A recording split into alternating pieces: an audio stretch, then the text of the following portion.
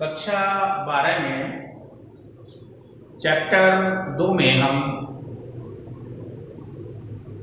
नर जननांग पुष्प के और मादा जननांग जो है पुष्प के उनके बारे में हम अध्ययन कर चुके हैं, यानी कि पुंकेसर और जायांग के यानी स्त्री केसर के बारे में अध्ययन कर चुके हैं। अब हम इससे आगे का अध्ययन करेंगे जिसे हम कहते हैं गुरु बीजाणु जनन मेगा स्पोरो जेनेसिस कहते हैं इसे गुरु बीजाणु जनन। तो गुरु बीजाणु जनन सबसे पहले तो हम ये समझेंगे होता कहाँ है। तो अभी तक आपने जो बीजांड की चित्र देखी थी, बीजांड की संरचना इस तरीके से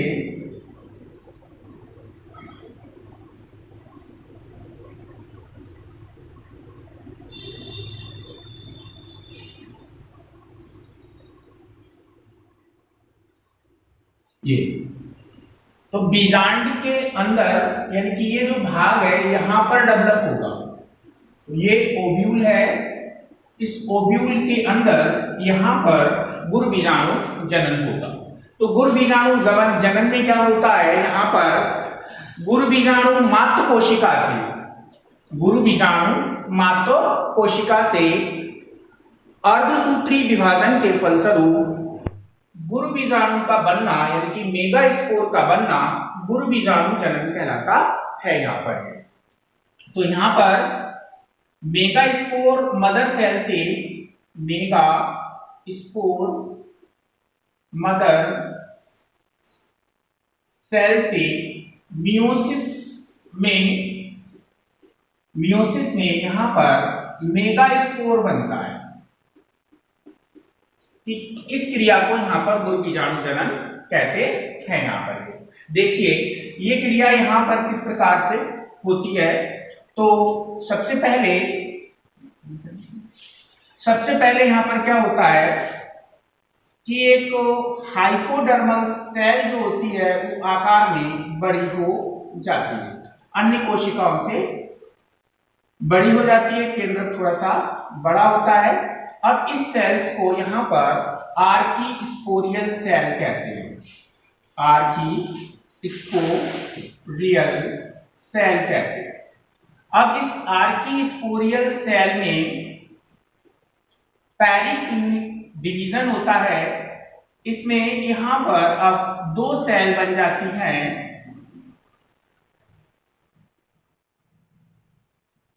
ये जिसमें सबसे बाहर वाली जो कोशिका होती है इस कोशिका को कहते हैं प्राइमरी पैराइटल सेल कहते हैं, पैराइटल सेल कहते हैं। और नीचे वाली जो कोशिका होती है इसको स्पोरोजीनस सेल कहते हैं। यहां पर अब क्या होता है, यहां पर जो प्राइमरी पैराइटल सेल है इसमें दो विभाजन हो जाते हैं,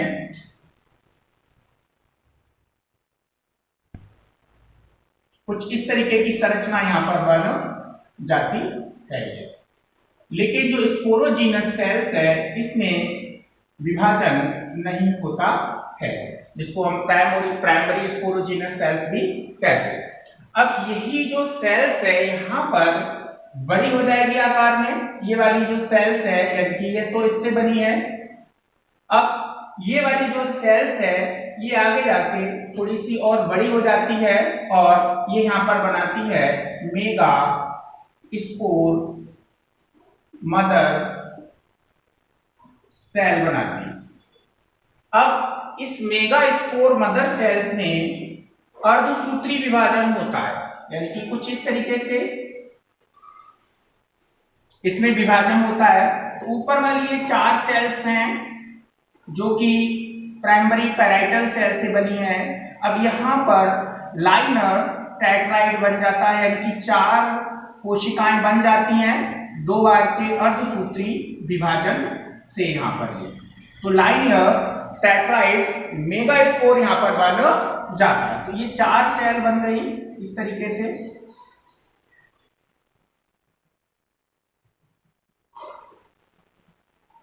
टेट्रारेड मेगा स्पोर बन जाता है। अब ये यहाँ पर अर्धसूत्री होता है, अर्धसूत्री विभाजन के फलस्वरूप बनता है, तो ये हैप्लॉइड होता है।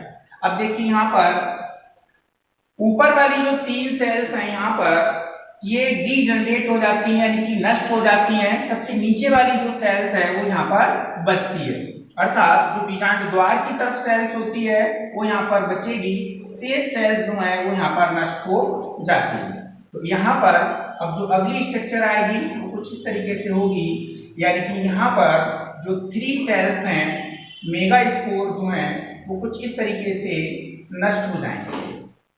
अब यहाँ पर एक सेल जो है वो बच जाती है, ये तो यहाँ पर 3 नष्ट मेगा स्पोर, यानी कि यहाँ पर जो मेगा स्पोर है वो 3 सेल्स जो मेगा स्पोर की है वो डिजनरेट हो गई। अब यहाँ पर एक सेल बचती है जो थोड़ी सी बड़ी हो जाती है और यही बनाती है फंक्शनल मेगा स्पोर बनाती है यहाँ पर, ये यानी कि क्रियात्मक जो महाबीजाणु है उसको यहाँ पर बनाती है। और इसी प्रकार जो मेगा स्पोर मदर सेल्स है, कि इस सेल से इस सेल का जो बनना है, यानी कि ये मेगा स्पोर हो गया, इस मेगा स्पोर का बनना यहाँ पर गुण बीजाणु जनन कहलाता है। यहाँ पर क्रियात्मक महाबीजाणु जिसको हम कहते हैं फंक्शनल मेगा स्पोर कहते हैं। अब फंक्शनल मेगा स्पोर से भ्रूणकोश का विकास होता है, यानी कि हमने पिछले उसमें देखा था फंक्शनल मेगा स्पोर। अब फंक्शनल इस मेगा स्पोर से क्या बनेगा, एम्ब्रायो सैक बनता है, यानी कि भ्रूणकोश का विकास होता है। देखिए किस प्रकार यहाँ पर इसका विकास होता है। पिछले चित्र में हमने यहाँ पर देखा था कि जो स्ट्रक्चर है वो कुछ इस तरीके की थी, यानी 3 जो सेल्स थी वो इस तरीके से थी, डीजनरेट सेल्स थी। अब यहाँ पर इस तरीके से इसके अंदर ये मेगा स्पोर बन गया धीरे धीरे, क्योंकि न्यूक्लियस सेल्स की जो सेल्स होती हैं उनसे ये पोषण प्राप्त करता है, तो धीरे धीरे इसका आकार जो है वो बढ़ने लगता है, यानी कि ये बन गया यहाँ पर फंक्शनल मेगा स्पोर बन गया। अब यही फंक्शनल मेगा स्पोर भ्रूणकोश को बनाता है, भ्रूणकोश का विकास करता है। देखिए यही वाले इसको हमने यहाँ बाहर निकाल लिया। अब देखिए यहाँ पर कुछ इस तरीके की स्ट्रक्चर होगी, यहाँ पर वृद्धि करेगा। अब इसके अंदर एक केंद्रक होगा। अब ये जो फंक्शनल मेगा स्पोर है ये हैप्लॉइड होता है, हैप्लॉइड होता है, यानी कि एन होता है, यानी इसके अंदर जो गुणसूत्र है वो सामान्य कोशिकाओं यानी जो बॉडी सेल्स होती हैं उसकी अपेक्षा आधे रहते हैं। अब इसके जो केंद्रक है इसमें सूत्री विभाजन होगा, यानी कि यहाँ पर अब इसमें 2 केंद्रक बन जाएंगे, 1 और 2।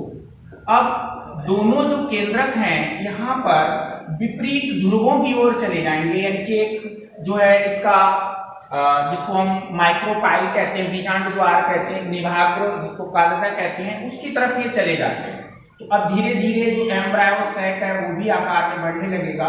तो एक न्यूक्लियस इस तरफ चला जाएगा और एक न्यूक्लियस यहाँ पर इस तरफ चला जाएगा, यानी कि ये जो न्यूक्लियस इधर गया है, इधर ये जो भाग है ये निभाग की ओर होगा, निभाग की ओर यहाँ पर होता है। और ये वाला जो सिरा है वो बीजांड द्वार की ओर होता है, बीजांड द्वार माइक्रोपाइल की ओर होता है। अब क्या होगा इसमें, अब इसके जो केंद्रक हैं इन केंद्रकों में पुनः 2 बार सूत्री विभाजन होगा, यानी कि यहाँ पर अब एक केंद्रक और दूसरा केंद्रक, ऐसे इस वाले केंद्रक से यहाँ पर 2 केंद्रक बन जाएंगे यहाँ पर। अब एक विभाजन यहाँ पर पुनः फिर होगा इस तरीके से। अब यहाँ पर जो केंद्रकों की संख्या है वो 4 हो जाएगी, यानी कि दोनों तरफ दोनों जो पोल्स हैं इसके ध्रुव हैं, दोनों ध्रुवों पर जो केंद्रक हैं इनकी जो संख्या है वो 4 हो जाती है। अब क्या होगा यहाँ पर, यानी कि ये C, D और E। अब इसमें आगे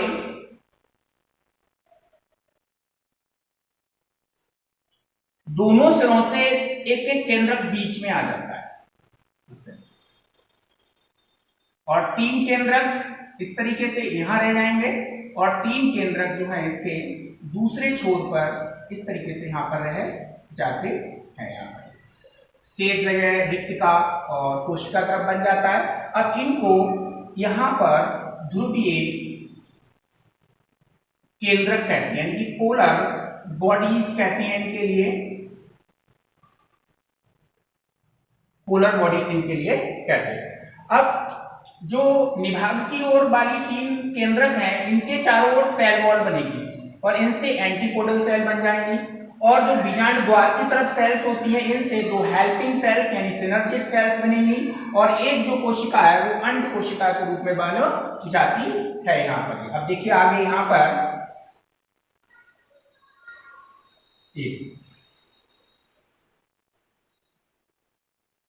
तो 3 यहां पर इस तरीके से ये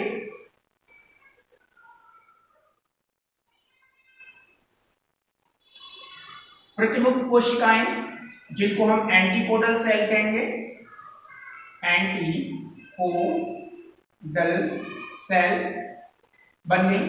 2 सेल्स जो हैं वो बीच में आ गई है, जिनको हम ध्रुवीय कहेंगे ये, और 3 कोशिकाओं में जो 2 हैं वो यहाँ पर सहायक कोशिकाएं हेल्पिंग सेल्स के रूप में ये यहाँ पर आ जाएंगी, और एक बड़ी कोशिका जो है वो यहाँ पर अंड कोशिका के रूप में बन जाती है।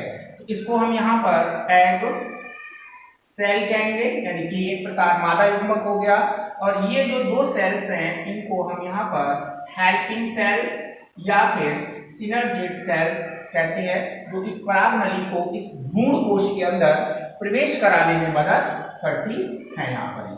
तो ये इसके द्वारा अब ये जो स्ट्रक्चर यहाँ पर बन रही पूरी है, किस तरीके की संरचना तैयार हो जाती है, इसी संरचना को यहाँ पर भ्रूण कोश कहते हैं यहाँ पर।